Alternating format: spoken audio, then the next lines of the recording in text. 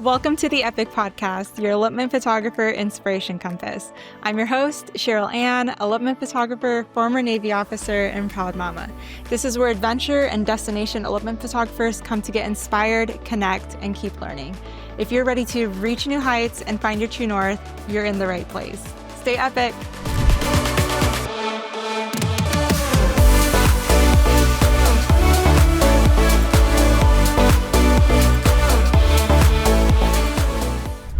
Hey friends, welcome to another episode of Epic. I am your host, Sheryl Anne. Today is a really fun episode. We are doing photographer confessions. I got a lot of submissions. Some of them are fun, some of them are crazy, and some of them are like really sweet and heartfelt. So I cannot wait to share those with you. Before we do that, let's go ahead and do our tradition here, which is the win of the week and life update. Win of the week goes out to Kasey Joe of Elope Academy. She just announced that she hit 50 retreats, which is freaking amazing. Congratulations to her. Thank you, Kasey, for providing the elopement community a space where they can network, make friends, travel the world, and build their portfolio in these epic places. So congratulations to you on your 50. Let's talk about life updates. Life updates for me, I guess the biggest one is that I'm currently helping my couple plan their elopement for Patagonia, which has been a lot of fun. I will say, though, that it is probably the most, I don't want to use the word stressful, but there's just so much more logistics and planning that goes into a Patagonia elopement that I just didn't know about. I do a lot of location scouting and planning for all of my couples, but this one in particular has just required a lot more planning. But I'm super stoked. We basically have everything set in stone now. I just have to book my flights and we are good to go. I am so excited. I've never been to Chile. John and Theo will be coming with me, so I think that'll be super special. And it'll actually be over the holiday period, which will be super sweet to spend Christmas and Christmas Eve there. So yeah, and I also think that is why it contributed a little bit to more the logistics and planning, just because it is over the holidays. But yeah, besides that, everything else is going really smoothly, and I cannot wait for their Patagonia elopement. I think that's it for wins of the week and life updates. Let's go ahead and jump into the photographer confessions. So with these photographer confessions, I gave people the option to share their Instagram handle or be anonymous. So I will kind of indicate that based off of the submission. Okay, let's just get to it. So the first one is from Marcus Hannenberg. He said, I just had an amazing elopement on Minnesota's North Shore this weekend. As we kept an eye on the weather, it looked like slight chances of rain throughout their day, plus chances of some fog. We decided to still shoot on the day and embrace the weather to capture something unique. We did an adventure session at sunrise in the most surreal foggy weather along the cliffs of Lake Superior. Then later on, the groom portaged a canoe into their ceremony site. Portaging a canoe involves putting it on your shoulders and carrying it across land to get to the next lake. It took about 20 minutes to hike it in. The rain continued throughout the day, but they just embraced the weather the whole time, and every moment was perfect because of it. Their parents also joined us for the ceremony and were loving every second of it. After the ceremony, they went for a paddle in the canoe out in the remote lake. We created some of my favorite photos of all time with the drone and camera from the shore. The way they just went all in, no matter the weather, was so inspiring and made it one of my favorite elopements of all time. I love that. I am so happy for you and for this couple. You know, I've been very lucky with my elopement couples as well. I just feel like the ones that are able to embrace the weather and whatever comes to them, no matter what, are seriously the best. They're just like, oh, no worries. We're here for each other. And I just love that. That's so sweet. And just going through and reading it through again.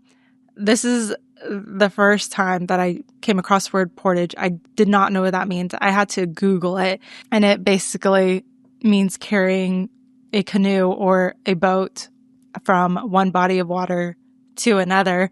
And I feel like as a prior sailor, I should have already known that, but no, I didn't. So portaging a canoe, and the fact that it took 20 minutes That is insane. I wonder how heavy that canoe was. Props to the groom for carrying that.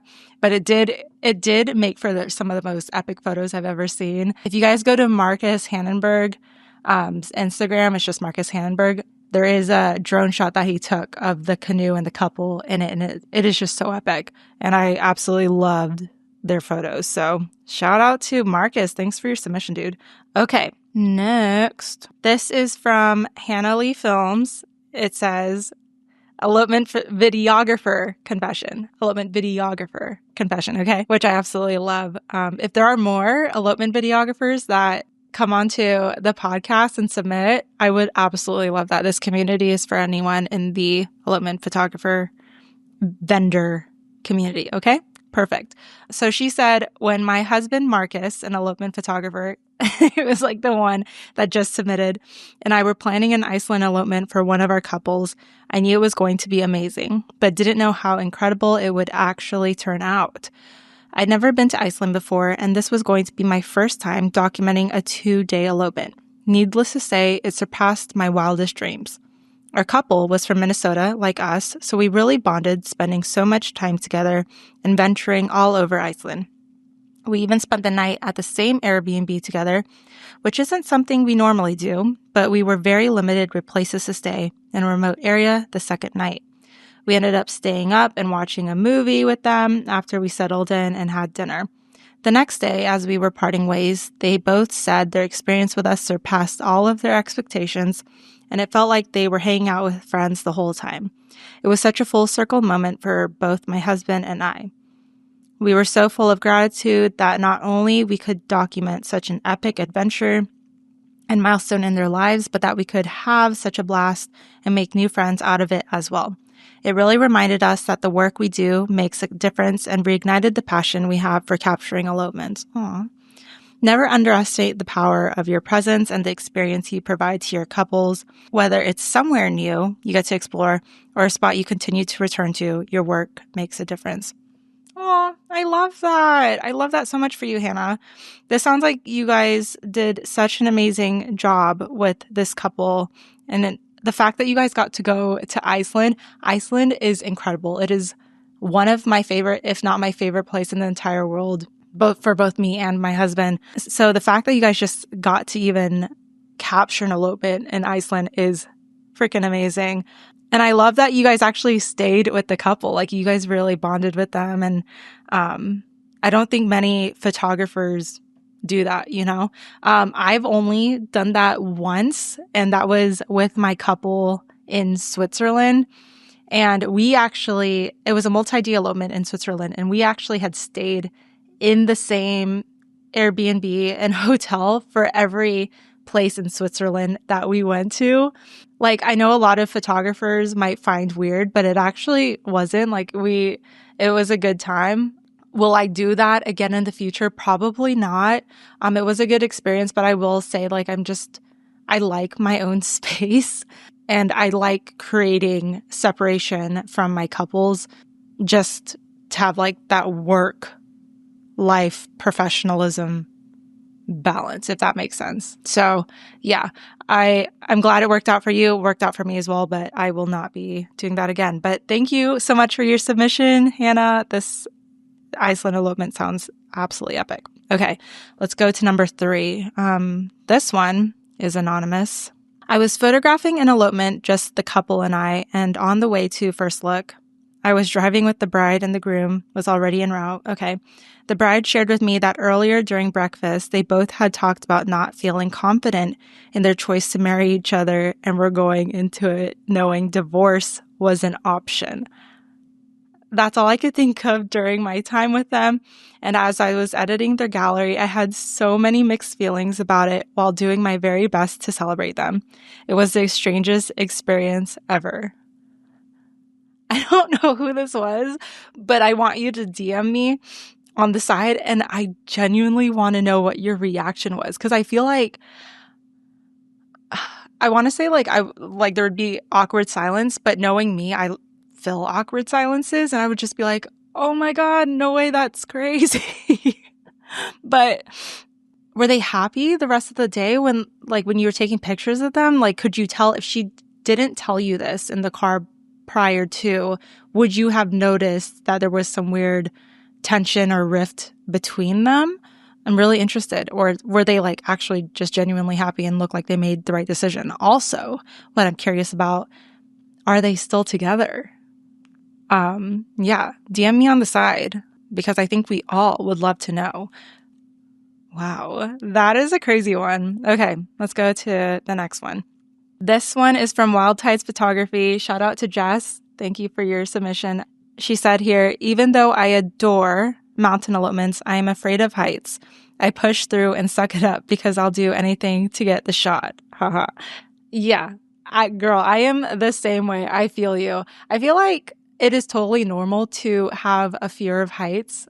I remember when I went to Yosemite and there was an elopement at Taft Point, and it was my first time going there. And literally, I did not know that there was a sheer drop at the edge of the cliff. The way my legs buckled when I saw that, and there's actually a video my friend took of me crawling to the edge to look over instead of walking to it because I was terrified. And also I was pregnant at the time. So maybe there was like some weird like balance issue for me, and like maybe my body felt like it needed to overprotect itself. But fear of heights was real at the time. And I would still say it is. I'm very mindful, I would say, when I'm near edges, especially when there are sheer drop-offs, because it can be very dangerous, our jobs. But I also understand when you say you will do anything to get the shot. I hope you got the shot, wherever this looked. Well, she didn't mention. She just said she's afraid of heights. I think it was just general. But yeah, anyways, thank you for your submission. Let's see. Response 5. This is from Adon C Photography. Shout out to Adon. Adon and his wife, Donna, and their cute little corgi, Grace, are so amazing. I just photographed their vow renewal in Yosemite. If you guys haven't seen their photos, go check it out on my page. It's seriously some of my favorites of all time. And they were so sweet. I think I already said that, but they are amazing. Anyways, let me see.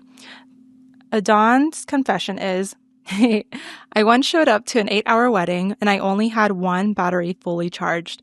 And I had to turn on my eco mode on my Canon to make it work. And thankfully it worked out for me, but you better believe I was about to have a panic attack when I found out. I definitely was shooting on low continuous mode the whole day and turning off the camera when I wasn't using it. Yo, that's crazy. That is terrifying, especially for an 8-hour wedding day. I'm so happy for you that you made it through and that it worked out, because that is like a huge fear for sure. Like having low battery or just having no batteries at all. And that's so funny. Eco mode, I actually had to look that up because I don't know. That's cool that it exists for Canon. And I didn't know if it existed for Sony as well, but apparently it does. It's basically when your screen just goes black and then after some time it just automatically shuts off, which is, yeah, it happens to my Sony a lot because I like leave it on accident and it always comes through for me and saves that energy. So sweet. Thank you so much, Adon, for sending in your submission. Okay, so let's go ahead and go on to the next response. Okay, this one is anonymous. Okay, it's anonymous. This person said, I feel like I can't share my faith and values as an elopement photographer in this industry because of backlash I will receive from fellow vendors. I've seen how everyone reacts when you are not inclusive to all couples, and I believe we should respect everyone's values. I haven't openly shared in the group except on my platform, but I think there can be a balance where we can all be kind to one another. For example, in the past when I received an inquiry from an LGBTQ plus couple, I let them know I'm simply booked and refer them to photographers who'd be happy to photograph their day. In my opinion, I think we all have different niche/values, and we should be able to share this without getting backlash. So first off, thank you so much for being real and vulnerable and sharing this. That's exactly what these photographer confessions are for. It's supposed to be a space where you can say what's on your heart without worry of being judged. So here's how I see it. At the end of the day, you have your business to run in a way that feels true to you.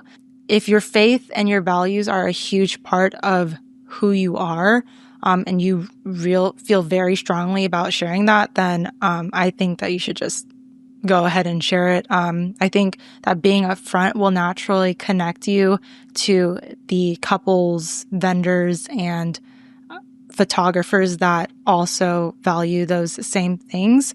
And it'll push you away from the ones that don't. And I don't necessarily think that's a bad thing. I have a lot of photographer friends in this industry who are very forward about their faith and beliefs. And I think they're doing just fine because they're kind of like aligned with the couples that they want to work with and who kind of like value the same things.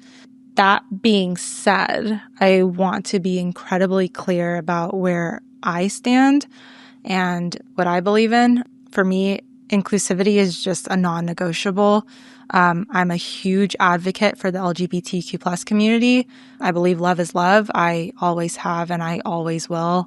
I just genuinely believe that if it's two consenting adults who aren't harming each other and aren't harming anyone else, and they're doing just absolutely good in this world, and they just genuinely just love each other, I just think that they should be able to do whatever they want, and I'm here to celebrate them. So in my business, I want to say that all couples are welcomed, celebrated, and supported equally. Every love story deserves to be honored with the same just joy and respect. And here in the Epic community, this community that I'm trying to build, kindness and respect will always be in the forefront. And I just think that everyone can be vulnerable here and share their truth, and we will respect each other's values and beliefs, even if they are different. So yeah, that is all I have to say on that. Send me your couples if you don't want them. Okay, next up, Julia Mina Photo is this next submitter. Their confession is, okay, so I photographed this amazing elopement in the Redwoods. The couple had booked this beautiful Airbnb over the coast in Brookings, Oregon. And when I arrived, it was absolutely stunning. Decorated so nicely, very modern. I didn't think anything of it at first. But then the couple asked me to check out a specific room and give me their honest opinion. So I walked to this room in the back of the house, and it was completely dark. No curtains. Actually, none of the windows on the first floor had curtains. The room itself had this kind of game room vibe, but it was very dark. And the first thought that popped into my head was, oh, this feels like a cult room where they sacrifice people. I even said that to my couple, half joking, but also kind of serious. And they immediately said, we were thinking of the same thing. So clearly my instincts weren't totally off. Then they started telling me how all the paintings in the house were weird. When I began looking closely at them, I realized they were odd. Some of the paintings were just a face staring out at you. Others had this really dark, depressing vibe, completely at odds with the bright, modern decor of the house. They told me about the painting in their bedroom, a massive canvas of girls dancing. They said it felt like the painting was actually watching them while they slept. I just got chills. I tried to brush it off, thinking maybe it was just because there were no curtains and they felt exposed at night. Plus, the house was on a cliff over the coast, but maybe it was just a part of the aesthetic, but honestly, it was strange. Anyway, we went on with the elopement, which was beautiful. Later, when I dropped them back off at the Airbnb, the bride casually asked the groom, oh yeah, what's the code for the door again?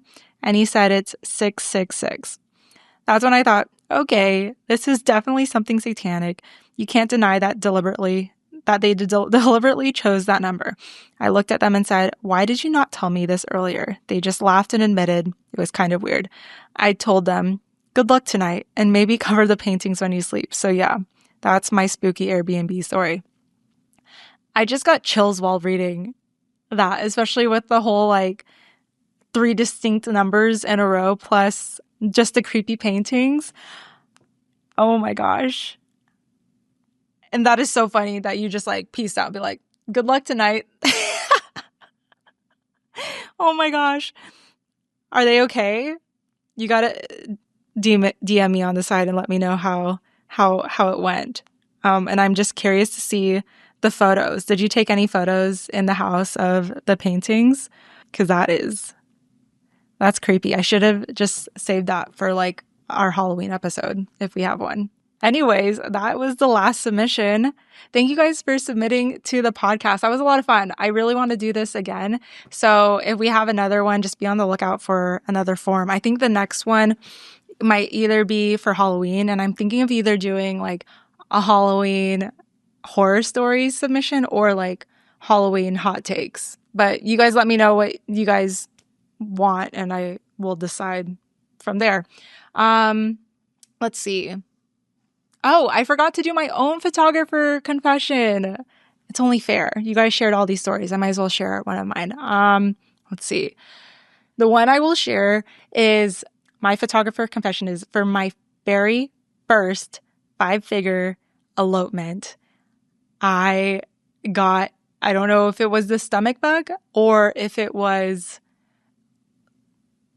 food poisoning. I don't know. It was one or the other, but I was having the double dragon. I will spare you guys from any further details, but it was horrific. It's like basically every photographer's worst nightmare to have that happen to them because it's literally just out of your control. There's nothing you can do about it. And it just puts you down for the count. Like you cannot take photos. Well, you can, but it's just going to be very, very hard. So anyways, I got really sick. And luckily, this was the day before their elopement, and I was in such a panic. I went on Google. I was like, what is the fix to this? And it just popped up Pepto-Bismol.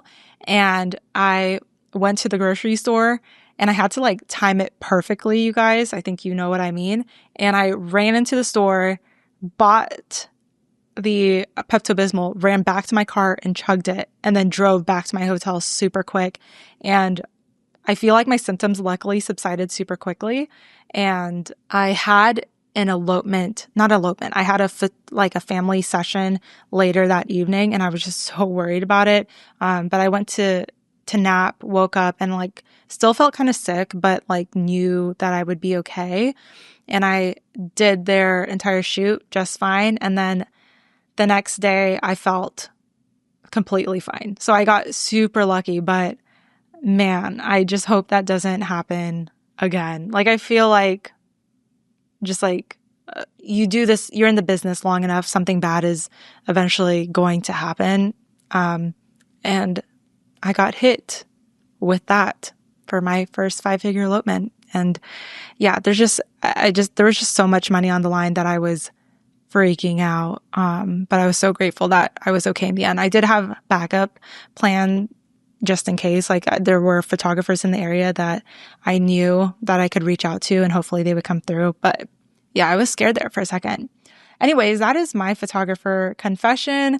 Thank you guys so much for tuning into this episode. Again, it was so much fun. If you guys want to connect with me, just follow me at Sheryl Anne Photo, or if you want to follow more about the podcast, it's at Epic Photo Podcast on Instagram. Until then, you guys, stay inspired, stay adventurous, and as always, stay epic. Thanks for tuning into the Epic Podcast. If you loved today's episode, don't forget to follow the show, leave a review, and share it with a friend who could use a little inspiration. You can connect with me on Instagram and TikTok at Sheryl Anne Photo or at Epic Photo Podcast for more stories, tips, and behind the scenes from life as an elopement photographer. Until next time, stay epic.